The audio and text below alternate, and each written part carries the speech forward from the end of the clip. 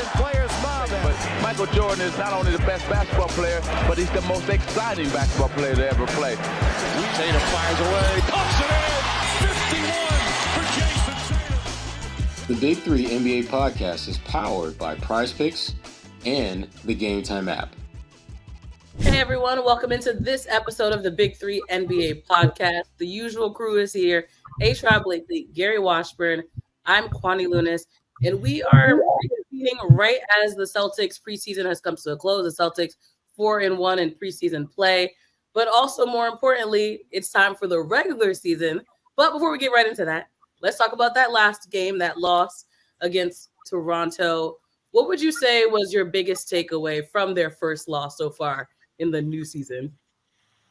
Let the Tatum for MVP candidacy begin right now. Okay. Tatum was good. I mean, that was like the Jason Tatum that if he plays that well consistently, there's no way in the world that he'll be outside of the top three for league MVP. He was really good, knocking down shots, getting guys involved, rebounding the ball, defending. Didn't play a ton of minutes, but was extremely effective and efficient in the minutes he got out there. It was the Jason Tatum that I think the Celtics are going to need if they're going to have a legitimate shot of repeating as champions. They're going to need that Jason Tatum to show up night in, night out. And this is the thing that I think is a little bit scary about the Celtics right now. They go up the T-dot, and basically, they go deep into their bench, guys who we are not going to see much of, if at all, rest of the season, and they damn near win the game. I mean, they literally had that game after getting down big, and they were in position to potentially pull it out. Guys, the Davison kid, who's on a two-way, made some big free throws in that game. You start looking at the other guys on the bench coming up big, knocking down shots. It was the kind of game that I think reminds everyone that the Celtics core group is ridiculously talented, and those guys at the end of the bench, they can do some things too. This is a deep team. It's a really deep team. I thought it was a nice finale. Go, Gary. What? Bring us down, Gary. Go ahead. No, I'm not. I thought it was a decent ending. Like, I thought the whole preseason went well for them. I thought it was good to see Al Horford first game back in action. He didn't shoot the ball well, but he scored 2 points. He got 23 minutes, so he got his burn.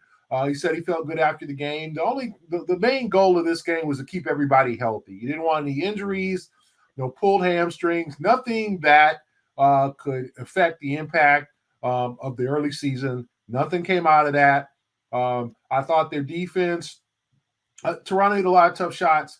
Like, Scotty Barnes and Grady Dick both were just very good. Scotty Barnes hit 4 threes in like the first 5 minutes. Grady Dick was beating them down the floor. I thought the one thing that I did not particularly care for in that game was their defense after made baskets. Toronto would literally 6-7 seconds after a made basket score a layup because the Celtics were getting back on defense. They got to watch out for that because teams are going to take the ball at the hoop, run it up the floor, and if they don't get back, they're going to get burned on that. So that was the one thing I took away that didn't look so good. Other than that, they outscored them in one stretch 26-2. And then they made some mistakes in the third quarter. Toronto hit some shots. Jakob Poeltl kind of got going. And then, like you said, Sherrod, the bench guys, the training camp guys made a run, kind of a ticky-tack foul on J.D. Davidson to give the Raptors go-ahead free throws. And then Jordan Walsh looked like he was fouled at the end. They didn't call it. By the kid out of Utah Carlson came off the bench and blocked the shot. I think everybody was ready to get the hell out of there, so they just didn't. They just let it play, and the Celtics lose. But overall, you would love for them to blow out Toronto by 30 and go 5-0, but it doesn't really matter. You don't really remember preseason records. You just want the first 5 to play well. They did. Peyton Pritchard shot over 50%. 19 for 39. I got to get the total numbers for the three-point line. He was 21 for 39, I want to say, or 21 for 41. 21 for 41, I want to say, or 44. I'm sorry. But he was 50% damn near from three-pointer in the preseason. He looked comfortable. no Drew Holiday last night. He didn't make the trip. They left some guys at home just to rest, and they get a couple of more days off before they get return to practice on Friday. So all systems go with this team. The preseason couldn't have gone any better in terms of no one else got hurt. Porzingis is making progress. Al Horford said he felt good after playing his first game. Tatum looked like he's adjusted. Brown making every two he takes. Pritchard playing well. Derek White. So all systems go for this team. Gary, you just touched on something that I think is really important about Drew Holiday. I really hope we see more load management used on him this year, because I think he was such a low-key, high-impact player in the postseason. Where you look at the mileage that brother has racked up in his career, it's kind of at that point where you need to start treating him this year the way you treated Al Horford last year, especially when you got a squad where you can miss him for a game here and there and not miss a beat. And to me, you need to, obviously, I think Peyton Pritchard has earned the right to fill that void when he's not around. He's definitely earned that.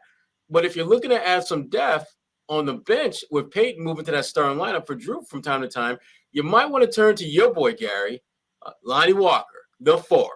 I don't want to hear about the third or the second. I only want the fourth. I don't care about Lonnie Walker, the fourth, is the one. Gary, your boy is good, yo. I will give you credit. Gary has been on Lonnie Walker more than anyone else was. Gary invested in him the way I used to invest in Romeo Langford. Irrationally, deep-pocketed investment. And Gary did that with Lonnie Walker, and I respect that. Lonnie has done everything you could possibly want a guy to do in his situation to make a case to stick around and get that 15th spot. But as we know, that's a whole lot of cheddar for your 13th man or your 10th man or your 9th man. So I don't know if the Celtics willing to cut that check. That's real. Yeah, that's the whole controversy. What do you do with him? Because let's be honest, teams are looking at what teams are the other 29 teams are looking at the Celtics, they're looking at Walker. They might clear a roster spot for him. He's going to get an opportunity elsewhere. Yeah. I just don't think he's going to be in Maine for long. Like I think the Celtics if you want to lose Lonnie Walker, send him to Maine. That's what I think, because another team is going to snap him up. He's 25 years old. He's athletically fine. He can score. He got off to a slow start, but I thought he had a couple of good ball games in the 2 games in Boston. He can help a team. So if you want to lose him, please send him to Maine on an Exhibit 10 contract, a non-guaranteed deal. He's going to get – some team is going to sign him. You're going to have to figure out, do you want to pay $10 million? Because even if he gets a minimum, that's how much it's going to cost in the luxury taxes. Is that worth it to have him on the roster? They've got to determine that before Saturday. I think it is. I think what you do is you figure out a way to use them. You can't have too much depth. This is a team, and then you can, like you said, Sherrod, you can give other guys a break. You don't have to play Drew Holiday major minutes every night. You don't have to pay him 34, 35 minutes every night. You can you can add a new wrinkle and element to your team. And so to me, I think it's worth it for 1 year. Now if you really like, let's say Jaden Springer, if you think he's going to make an impact, the question is, well, is that too many guys, too many cooks, in the kitchen? You have to figure that one out. But I think Lonnie Walker helps his team probably more than Jaden Springer. But they got to figure that out. And that 15th roster spot, and I think as we're seeing with this new CBA, a lot of teams are holding on to 14 because it just ain't worth it to pay, $12, $10, $8 million for a guy making $2 million because you're paying $6 million in luxury taxes. Well, here's the crazy part about that, Gary. If we're being honest and keeping it 100, Lonnie is worth $10 million in this day and age of NBA. He probably would have gotten that maybe in another year. He probably would have gotten a mid-level exception contract. I'm not sure what the word out is on him. I just don't think he'll last in the G League. I just think that's a mistake unless you want to do him right and you want to say, okay, Lonnie, we're going to send you to the G League. You're going to get signed by another team. but we thank you for your service. We know we can't hold on to you, but a team who's really needs him can sign him, but it's probably going to be a minimum deal, right? So if you want to do that as a hookup to him, but if you want him for yourself and you don't, and that you sign him, and do you sign to a two-way deal? Would he accept that? I think if I'm his agent, I'm probably saying, no, my man got to have an NBA deal. He's an NBA player. He's not a two-way player. But we'll see. I mean, they got Saturday to decide it. They haven't spared, any expense then over the last few months. Why start now? But I understand, and it is the last roster spot, and the rest of the guys, and we could talk about a guy like Jordan Walsh is starting to look a lot better. You got Shireman who's occupying a roster spot. He's on a contract. You got to figure out you're not going to do anything with him. You're going to hold on to him, and you'd have to figure out, okay, do you trade Springer and for a second round pick or something? Like, do you kind of give some guy away to clear cap space to sign Walker, or do you just take the hit? If the Celtics, if you're talking about 1 year, you take the hit. Thankfully, that's above all of our pay grades. Shout out to Brad Stevens. He could figure that one out. Off the top, Sherrod, you gave some flowers to Jason Tatum and his performance so far. We have our big three, but the Celtics, their own big three. Let's acknowledge the other two that make up that trio, Jaylen Brown and, of course, Coach Mazzulla. What have you two taken away for Brown in this preseason? Gary, what you got? I thought Brown has been fantastic. I thought he's been well. He's done what he's supposed to do. He looks like he's ready for the season. Looks like he's motivated after the Olympic slight and all that. Yeah. White and I think White's been fine too. Like, I think there's nobody who you look at and it's like, man, they're not ready. Everybody's ready. Drew looks ready. White looks ready. They all look ready. The only thing that you might think about, Celtic fans, is do you start Luke Kornet and bring Hal Horford off the bench? That's the question. Or how much does Luke Kornet how much does his role increase with Porzingis out and having to kind of limit Horford's minutes? Neemias Queta, what do you do with him? Do you give him a bigger role? And then obviously Xavier Tillman. That's the only thing. But the rest of the big three, the Bezos, the White, and all those guys are all like, I have nothing. They all come in great shape, look like midseason form. And that's a very encouraging sign. What about Coach? Oh, you're good, Sherrod. Yeah, I was saying Coach Mazzulla. Gary, she wants you to talk like your boy Joe Mazzulla. No, yeah, there's a delay, I think, but. I thought you said like the big. Oh, well, talk like your boy Joe Mazzulla. We're framing it as the three more important people on this. Oh, okay. Tatum, Brown, and Mazzulla. I didn't know you meant Mazzulla. That's what I said, Coach Mazzulla. That's what Are you paying attention, bro? What have you seen from coaching in the preseason? Well, I thought Mazzulla was fine. I think their philosophy is a little different. They're taking more threes. Because they have, I think, better shooting. We'll see how that works. We'll see whether the only thing I was concerned about was the lack of perimeter defense last night on Jacob Poeltl. I thought that he kind of dominated the paint, and when you have a big lumbering center like an Embiid, how are the Celtics going to deal with that without Porzingis bringing them away from the basket? Can Kornet, can Horford at this advanced stage defend guys like that? And I just thought they struggled last night in that category. But overall, Mazzulla's been fine. He's short-tempered as he usually is. He has not patted anybody on the back. He is motivating these guys. These guys seem like they're ready to go. So, and I think they're going to be a little bit different this year with the shooting and without Porzingis trying to figure out ways to score. They're not going to be as interior oriented because they don't have that major interior scorer or that guy who can, you can just kind of throw an oop to, maybe Kornet here and there, but they don't have that. So they're going to have to figure out other ways to score. No, I like feisty Joe because I think that's what we're seeing a little bit more of now. And Joe understands all too well that winning a championship is hard. The only thing harder than winning a championship is winning another one right after it. And that's what he's prepping his guys for that. He knows that however mentally tough they were, whatever that level peaked at last season, they got to take it to another level this year because it's going to be so much harder. And I think Joe is going to be harder on those guys and is going to expect more from them and is going to challenge them more. And we started to see kind of glimpses of that in the preseason. No one should feel comfortable on this team. And Joe Mazzulla, I give him credit. He's setting the tone with that. And I give Tatum and Brown credit. They are taking that pressure of repeating, and they're channeling it the way you're supposed to. Tatum, I think, is right now, he's showcasing, look, yeah, I can get 25 points in my sleep, but I need to improve the mechanics of my jump shot so that I can be even better. Jaylen Brown, yeah, I played a certain type of physicality last year, but I got to get stronger. I got to be even more physical. I got to bring bully ball to another level this season, and he's been able to show that. And you start looking at this roster, and as you pointed out, Gary, there isn't that one guy that you're looking at like, damn, somebody spent a little too much time at the tiki bar this summer.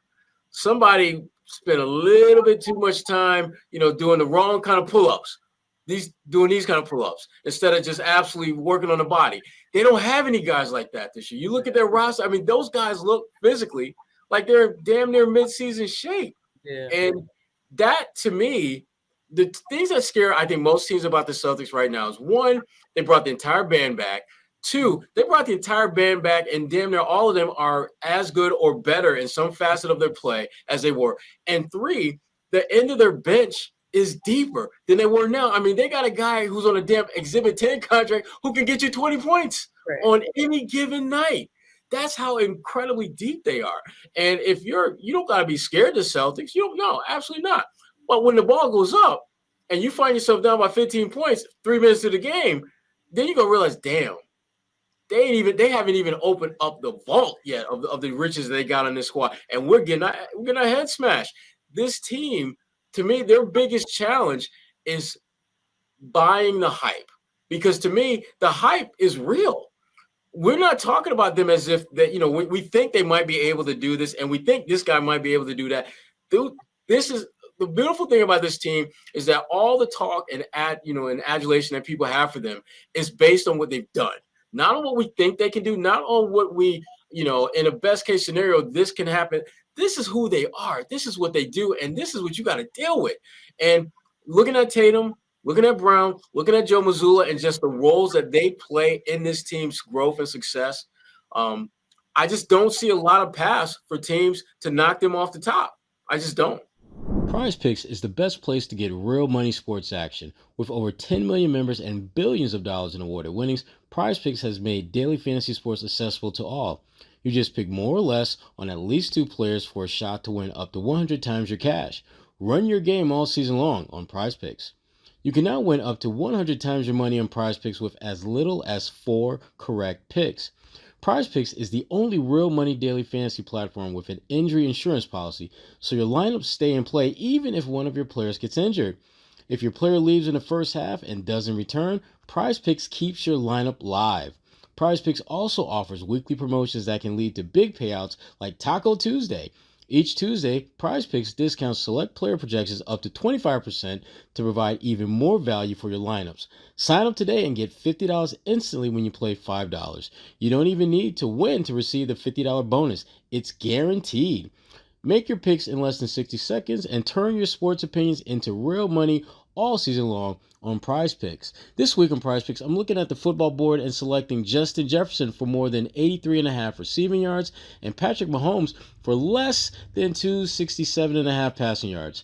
Tyreek Hill is another one that I'm keeping an eye on, and I have him more than 97.5 receiving yards, and Saquon Barkley for some more than 67.5 rushing yards. I'm definitely going to go more. Download the app today and use code CLNS to get $50 instantly after you play your first $5 lineup. That's code CLNS to get $50 instantly after you play your first $5 lineup. Prize Picks, run your game.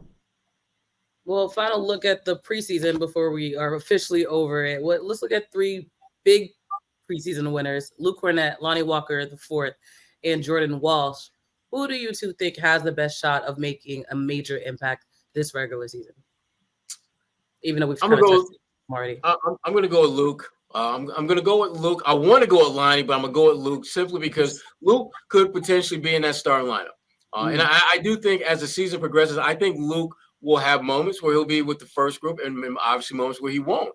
But what he's showing now, and as I was mentioning earlier about just guys as good or better, Luke looks like he's better at rim running now than he was before. Luke looks better defensively. Like he doesn't look like he's going to get tossed around like a dirty rag anymore. He going now Embiid, that's a different story because Embiid do that to everyone.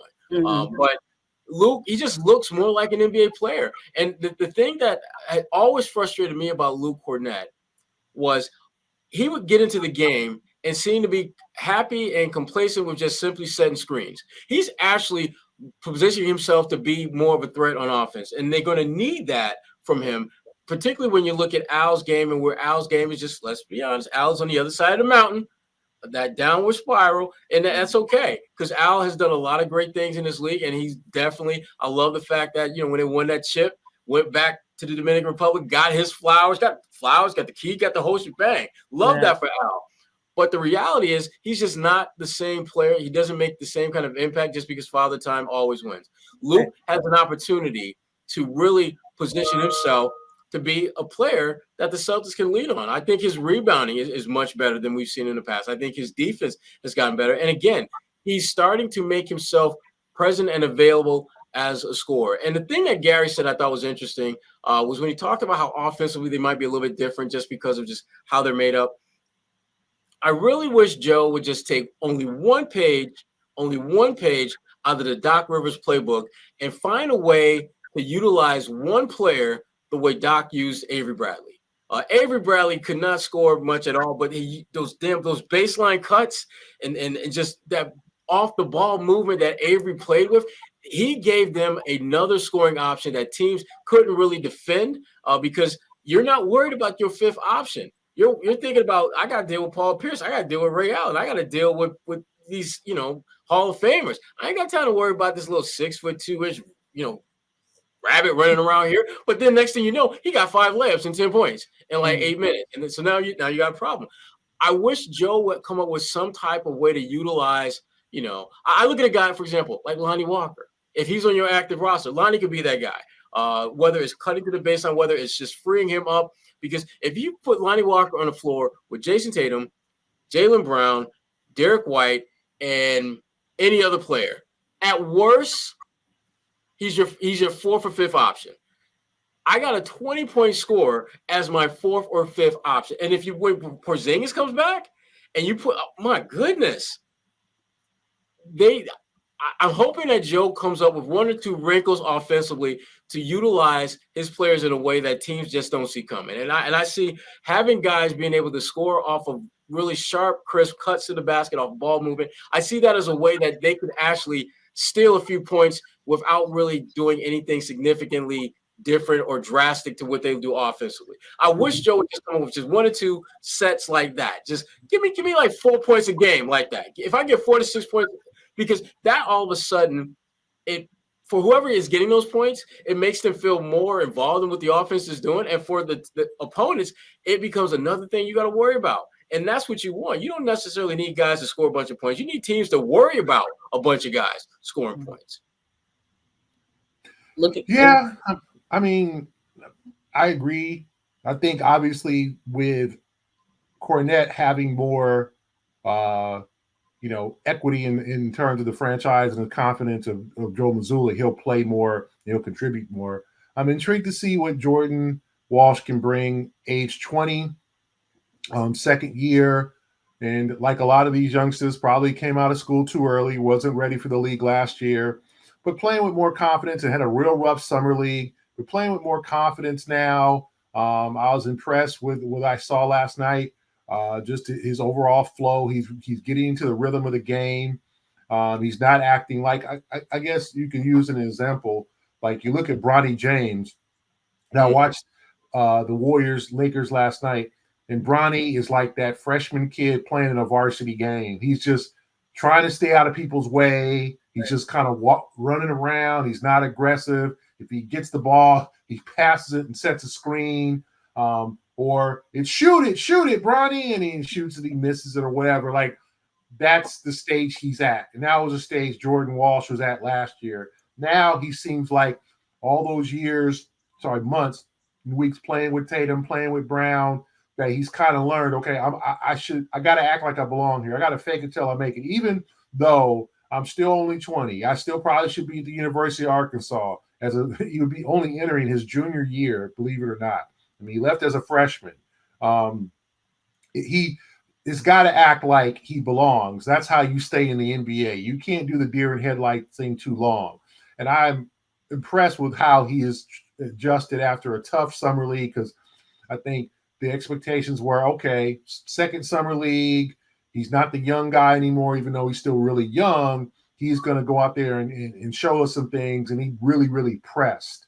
And so for me, I feel like it was good to see him take that step forward. So I think he might actually have a role on this team. It might not be right away, but like Sherrod said, if you want to rest somebody. So I'm pointing to Jordan Walsh. I think we all know what to expect from Cornette, but I think Walsh is a guy that could have a sneaky, good contribution to this team occasionally, not all the time, but as a wing off the bench, give Jason a break or give Jalen a break and make some plays, hit some shots, make a defensive play, get a steal, rebound, because that's what he's going to have to do. He's going to have to be that 3-and-D guy. He's going to have to be that Swiss Army knife. He's not exceptionally skilled at anything. And that's the one thing that I don't know why some of these kids come into the NBA and you're okay at everything, but you ain't Sherrod, second round picks ain't making a whole lot of money. But you know what? But you're talking about cats except Bronny James. That's the exception. But the thing is, Jordan has got to get good at everything and not just okay. And he's getting better. Better defender, better rebounder, better in the flow of the game, better screener, things like that. So it's going to take time, but I do see the progress. And I think that's one of the encouraging things. And even Jaden Springer, I didn't get a chance to see Jaden all that much in terms of his contributions, but it looks like he's making a step forward. And I know Jordan's taking a step forward. So I think that's the encouraging thing in terms of I think Cornette's going to have the bigger role, but look out for Jordan Walsh to have some type of contribution as that 8th or 9th man to get out there and get something done. He could be their Avery Bradley. I mean, when you look at just what they are going to be looking for from him, they're going to be looking for the same things Doc was looking for from Avery. Just bring me energy, play good defense, and keep moving without the ball, because if you're going to be in position to score, the ball's going to find you. Your two best players. Tatum, I think last year made that necessary leap to becoming a better facilitator. And Jaylen Brown has talked about that being one of the focal points of his game going to the season. And we all know when Jaylen Brown puts his mind on improving in a specific area, that usually gets done. He usually gets it done. So now if you're playing with those guys, you have a much better chance to get the rock and a chance to score than if this were 2, 3, 4 years ago. Jordan Walsh, he could be a good one. And Gary Jordan, if I do believe, check me on this if I'm wrong, but Jordan came into the league before NIL money was being dispersed, right? Or was he? No, I think he probably could have gotten a little NIL. I mean, he was only 2 years ago. Okay. I don't think he got the fat check. He wasn't big enough to make. I mean, but I honestly do think he could have. But I do think he definitely probably got a little bit of money from playing at Arkansas. But if you look at that Arkansas team that he played on with with Black, the guy who went to the Orlando Magic, another guy, Smith, who went to Charlotte. There was a very, very deep team. He was like the 7th man on that team, which I think probably took Eric Musselman, who was then the coach, now he's at USC, then kind of by surprise that Walsh came out. But what's done is done. But I do think seeing him play with that confidence is an encouraging sign, because when you're the Celtics at this point, and we're not talking only this season, but in the future, development is going to be critical because these guys don't make no money yet. Shireman's development, Anton Watson's development, Jordan Walsh's development, because you're going to want to keep Tatum and Brown around. and eventually, then you still got a few more years of Drew Holiday and Derek White. So you're going to have to cultivate your guys in the system to where they can help because they ain't making no money yet because you're not going to be able to sign free agents. Right. October 22nd is when it all officially begins. Gary, you've been saying from the get-go, they need to focus on basketball. Of course, the banner will be raised, the rings will be distributed. But once that's over, they need to get back into the headspace of trying to win another one. What do you both think they need to be focused on for game one, other than winning? To me, I think it's the Knicks and what they're going to come out with and how different they're going to play with Karl Anthony Towns. I'd want them to punch first. Just come out there with some momentum. The Knicks are going to be fired up. They're going to probably watch that ring ceremony. They're going to, hey, that should be us next year. Next 12 months from now, that should be us at the Madison Square Garden on TNT. Or unfortunately, it might be Amazon Prime or whatever station takes from TNT because it won't be TNT anymore. Unfortunately, it could be NBA 2K5. Yeah, whatever. Yeah, Netflix, Tubi, whoever. Hulu, whatever it is might be on social media.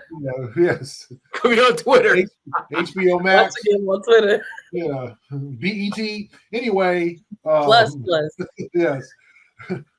Whatever they're going to look at that and say that should be us next year, and so they're going to try to punch first, and the Celtics are going to have to punch first. Come out fired up.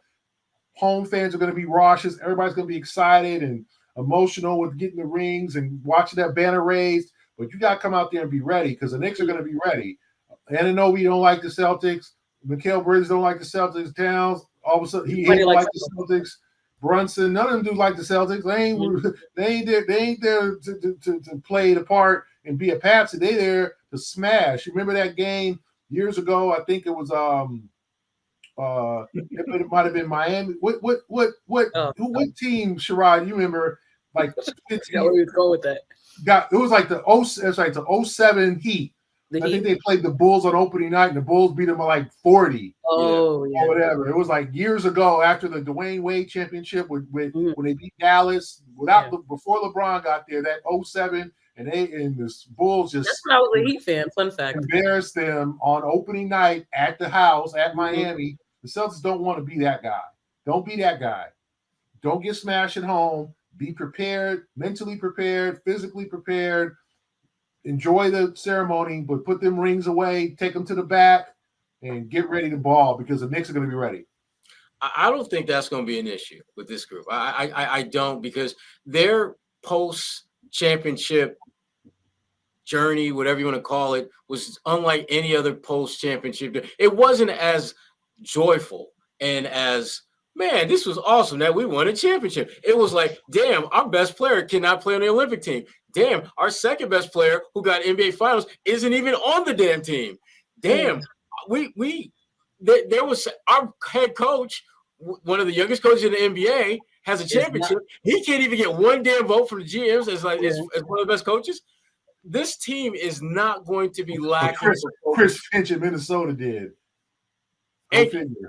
Oh yeah, exactly. We didn't even get to the conference finals. So there's so much baked into this team not falling into the consistent traps that championship teams fall into on opening night. I don't worry about that. I would not be surprised if they beat the Knicks by 50 points on opening night. I'm gonna say it. I would not shock me, Gary, and I don't think it would shock a lot of people who have watched this team play. Watched how, frankly, there's some gears that this team can shift into that they are not shifting into, and that's the scary part. They can beat you by 30 points and have a subpar game and do so. They're built like that. And when you take the talent that they have, you take the motivation that they had just by naturally winning a championship, sprinkle in the fact that so many of their core players clearly felt disrespected and are playing with a little bit extra energy, extra mojo, and your damn coach talk about crosshairs between the eyes. We want that bullseye. We want that smoke. Gary, this team, I'm telling you now, if they win by 50, would not shock me at all. Not at all. I want to add to the head coach conversation we had last week. Julian Benbow, who is Gary's That's colleague. Gary's guy. But Boston also, Gary's he guy. is a religious listener of the Big Three, so shout out to him. But he sent me a message after he went back and looked up the survey the year after Spo had won his first title. And guess who was voted the best head coach that year? Spo. Pop. Spo actually had no votes in the top 4 for best head coach. So it seems to be a trend for the NBA, but obviously still not necessarily. He got a vote. He did get the vote the year after when they won again, but it's very telling that I guess maybe the sample size wasn't enough for the coaches and they had to really prove themselves. But Mazzulla clearly, like you said, is already on that tour of proving They that need he to belongs. start treating him like he's second row Joe. Right. They need to put some respect, Gary. They need to put some respect on your coach's name. Look, Your guy. your coach's name. Your guy. My guy. Because I agree that he's not getting the respect that he deserves after leading the team to a championship. And I want to set the record straight. Like, Twitter still thinks that I've never ever called for his firing. Like, I just don't know where that came from.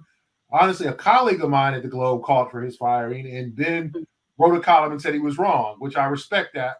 Yeah. But I had never, even when it got low, I said I pondered on TV whether he might be the right coach after they fell behind 3-0 to Miami, but I've never called for Mazzulla's firing. I never said I never have written that, never said that.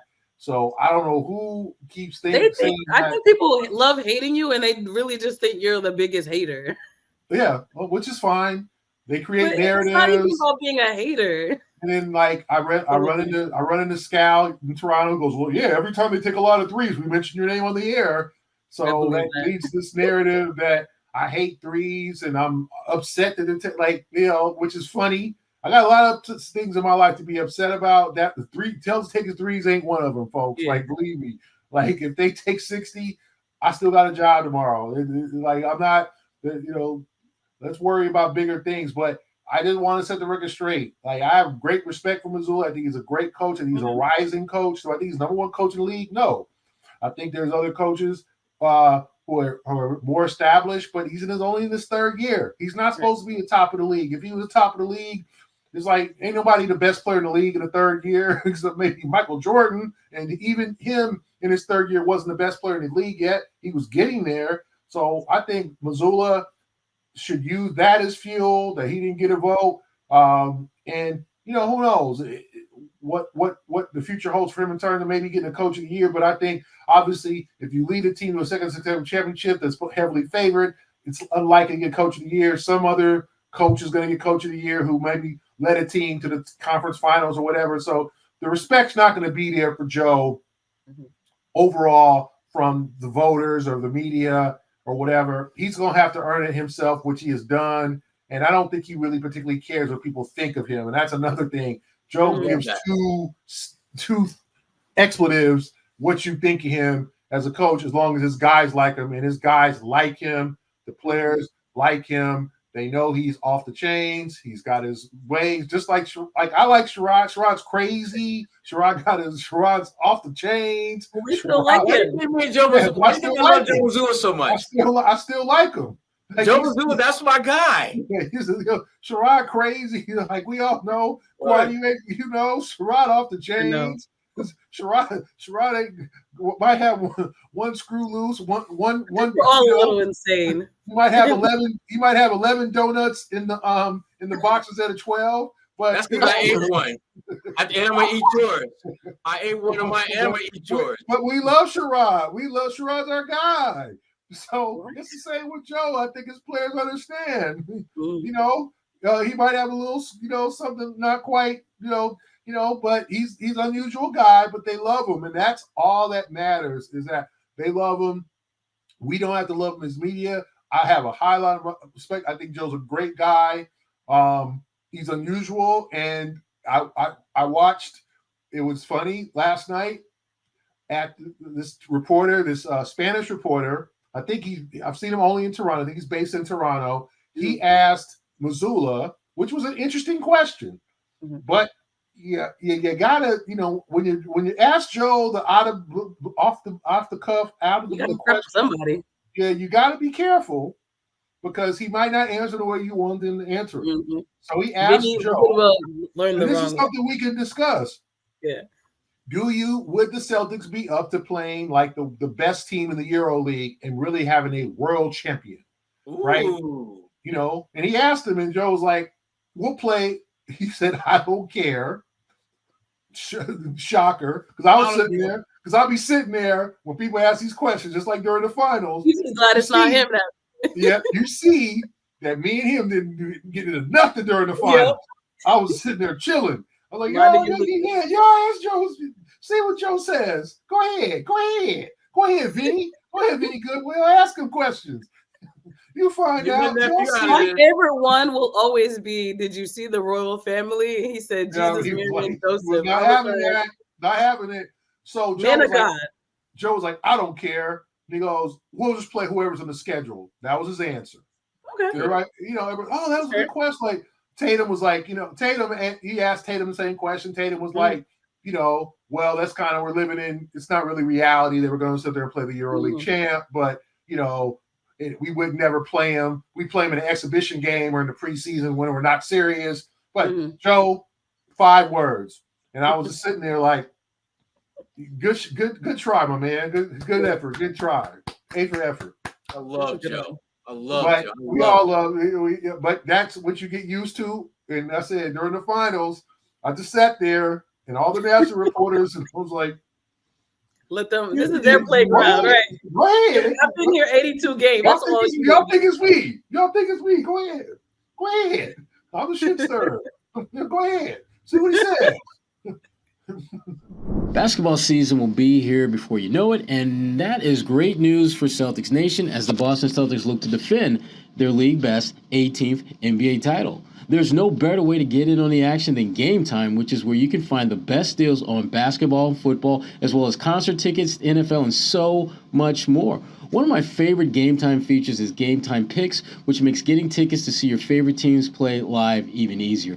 Game Time Picks filters out the fluff to show you only incredible deals on great seats so you don't have to waste a ton of time searching through thousands of tickets. One of the hottest tickets out there will be the opening night for the Boston Celtics, which is when they'll get their championship rings prior to facing the much improved New York Knicks. You can bet emotions will be running high, and the same can be said for the cost of getting into the building. Not a problem, especially with the Game Time app where prices tend to be lower for tickets the closer you get to tip-off. And figuring out where you want to sit is a breeze. Having the map of the TD Garden laid out before you on the app, along with the different color price coding throughout, it makes it super easy to find the best seats for your budget and not have to scramble all over your app to do so. And you're covered by Game Time's lowest price guarantee, where Game Time will credit you 110% of the difference. So download the Game Time app, create an account, and use code CLNS for $20 off your first purchase. Terms apply. Again, create an account and redeem code CLNS for $20 off. Download Game Time today. What time is it? Game time. Well, this is a perfect segue because I actually had a chance to talk to Gary last week about his life, his career, growing up in LA, now covering the Celtics for over 15 years.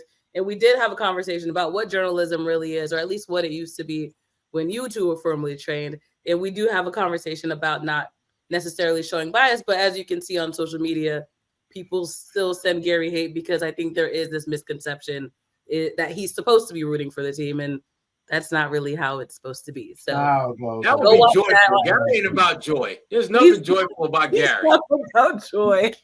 He's Mr. Anti-joy. You can't root for the team with joy. I love what I do. But I just know that it's not my job to be a Celtic hunk, fan, supporter. When they play well, I'm going to be the first to write it. If they don't play well, I have questions. I'm going to be first to ask Joe or whoever.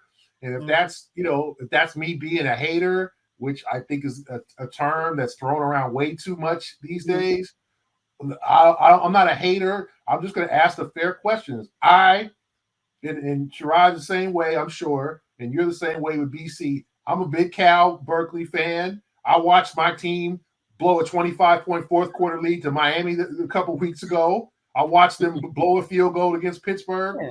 I don't want my football coach to be asked softball questions about bad losses. Like, I want to know why the hell did you call that damn play? How the hell you let my man run for 72-yard touchdown? How the hell did you let a bad kicker decide to give him a chance to win the game when you know he done missed 8 kicks in the last 3 weeks? Like, that's what I want to know, because I want to know. I want them to press the coach, and and I don't understand the whole like, well, you're too beat. Like, I'm a fan of those schools and that school, and I want to know the answer. I want the truth, and I can handle the truth. So, okay, Nicholson. Well done. That's my whole thing. Like, I don't understand it, but like, I'm if you want, like, I think we have a situation in journalism now where a lot of younger people grew up fans, and they're covering their local home team, and they're still fans, even though like that. I'm just not comfortable with that, and I'm sorry. And it's not me being from LA or a Celtic hater and all that. That's 40 years ago. Like, when Bird, like, that's a long time ago. I'm extremely tight with Cedric Maxwell. Never thought I'd say it in my life. Right. That's my main man. Yeah. Like, things are different, but I just think that you have to cover the team fairly. With now, if I say when they do good and say when they don't do good, that's how I want my team covered. If I was a fan, my Dodgers are about to play the Mets. They threw the bullpen game the other day. Terrible mistake by manager Dave Roberts. I want to know why he didn't have a starting pitcher for the LCS, like for the semifinals, why you throwing some rookie out there that gets grand slam allowed. Like, that's what I want to know. The tough questions. I don't know. What do you think, Sherrod? What do you think, Kwani? Well, I mean, this could be an entire episode in its own right. But a lot of what we're talking about when it comes to journalism and folks who are in that space is just implicit bias. And before, for a longest time, when you had a bias towards a team, you found ways to suppress it. You made an effort to suppress it. But now you don't have to, because it's widely accepted and it's embraced. When you look at folks who are on broadcast networks and they're talking about the various teams that are covered, they are not the least bit ashamed to say, I love that team. I grew up here. I've had his, poster on my bedroom wall since I was like 7 years old. And, that's unusual for my generation, because we were taught that, no, you have to walk that fine line. One of the things I talk to my students all the time about is, like, you want to be that golfer who keeps the ball in the fairway, because as long as you keep it on the fairway, you got a shot at being successful. But when you're trying to hit a hole in one, or when you're just trying to whack it as hard as you can, you find yourself way out of bounds. But we've embraced that in this day and age of journalism, not only in terms of the people who report the news, but also the people who are consuming it. That's why reporters do it, because they know there's an audience that wants to create these echo chambers. And again, there's a lot of benefits to having those type of voices, but there's some significant downsides to it. And we pretend as if those downsides don't exist. Like, it's great that everyone loves their team and writes about their team and gets on Twitter and talk about their team and talk about this, that, and the other without any type of context often. And that lack of context is where the problems come in. Like getting on Gary about hating on Joe is easy. It's lazy. It's not based on facts. Now, getting on Gary about voting for Carmelo Anthony as MVP, that's a legit gripe. That's a legit, because that's based on facts. So, and shout out to Gary for owning up to that, because when it first came out that Carmelo got one vote for MVP in Boston, who caught most of those early day strays, right? The one dude who went to Syracuse, who lived in Boston. Oh, that makes sense. Yeah. It got to the point where folks from the league office said, Sherrod, look, I know this wasn't you, but I'm just letting you know, the MVP's vote coming out, and there was a vote in Boston. I know it wasn't your vote because I seen your votes, but you might get some emails. You might. I'm just like, who the F voted for him for MVP? Even I voted for LeBron. and I said, that move over there. Oh my gosh. Oh, I was so happy when Gary owned that though, because that just took that a lot of pressure off of you. Yeah, I was proud. I was just because how many times can you write, I did not vote for Carmelo for MVP. I voted for LeBron. They won't believe you. I'll say this about revealing your votes. And I know the WNBA had a situation one last year when Asia Wilson got a 4th place MVP vote, and this year, they had one person who no, last year. He was unanimous this year. She didn't win last year. She didn't win last year because someone voted her 4th, even though it was pretty odd. I mean, who would vote her 4th, right? And then this year, Caitlin Clark didn't get unanimous Rookie of the Year because someone voted for Angel Reese. Mm-hmm. The thing about revealing your vote is you're going to get, obviously, I've gotten a lot, still to this day, and it's been 11 years, a lot of flack and a lot of negative responses and hate mail and kids on Facebook sending me notes. I hate you, Gary. I hate you. Don't let me see you in the streets and all that. Said the little 7-year-old. Don't let me see you in the streets. So that's fine. That's fine. Fans, you want to come at me, fine. It's when media members, and I've seen this from people on who voted Asia 4th, or who you better not, show your face. You're not bullying. Yeah, you're not going to get that person to reveal their vote by threatening them on social media. They're going to continue to hide. If you want full transparency, you've got to respect the vote, even though you might not agree with it.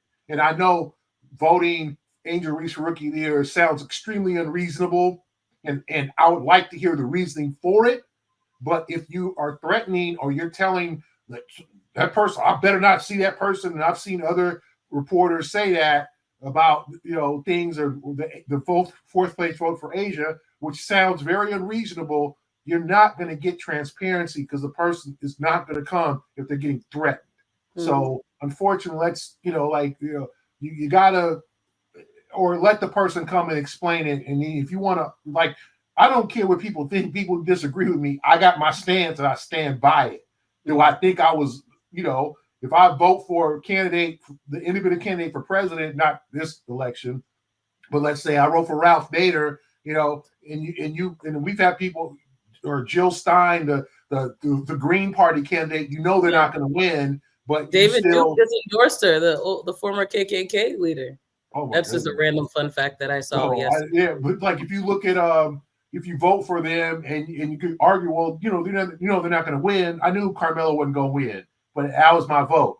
So I think, unfortunately, we can't, as media members, and going back to the biases, we got to control calling people out or other voters out, because you're never going to get transparency if that happens. You have to respect their opinion, and even though, and if it's biased, if it's like, well, I didn't vote because I didn't like her, then that's a whole different topic. I think going back to your original question, Gary, though, when you even mentioned politics, we are, and I was on the brink of learning what journalism truly is, but also seeing how social media has influenced the way we as individuals consume news and sports. But I mean, politically, of course, there are stations where, if you have one specific view, that's where you go to get fed exactly what you're looking for. And I think algorithms have done the same, where you're going to only follow Celtics related accounts if you're a Celtics fans, or Lakers accounts. And as a result, if anything is in your algorithm, in your feed, or on your TV station that doesn't suit what your original biases were that you already had, then you're already going to shun the new information that comes in. Not everyone is like that, but I think as a society, we have enabled this mentality of it's okay to go where you feel comfortable. Yeah. And we've unfortunately gotten to a point, and going to the politics side of it, where people that are on different ends of the spectrum a lot of times don't feel comfortable having conversations with people that don't have the same opinions with them, because either it'd be approached with, animosity, or some kind of there's always this level of well, if you think this one way, then you're stupid, blah, blah, blah. There's no room for constructive debate anymore. And I think that obviously has seeped into the world of sports as well. But I don't think it's a healthy way to go as a society, because I've grown up in a society, at least a household, where it's like you can understand both sides. You may not agree with both, but at least be open to listening. But with sports, it's the same, where if you're not a Celtics fan, then I hate you. Well, not everyone, but there are people that are like, well, I don't want to hear anything else because Celtics are this, and that's all that I want to consume as the, whether it's news, social media, whatever the platform may be. So I think that's where we are as a society, unfortunately, but hopefully we'll get back to the core of really what information should look like. And it should be us giving people information and them hopefully forming new opinions as a result. Yeah. I mean, the societal polarization has seeped into the sports ecosystem easily. I mean, there's no doubt about that. And a part of that has to do with the fact that we as a society have been able to monetize those what used to be fringe perspectives, where you had this echo chamber mindset, this echo chamber approach, and that has been monetized in a way that, frankly, is attractive and alluring.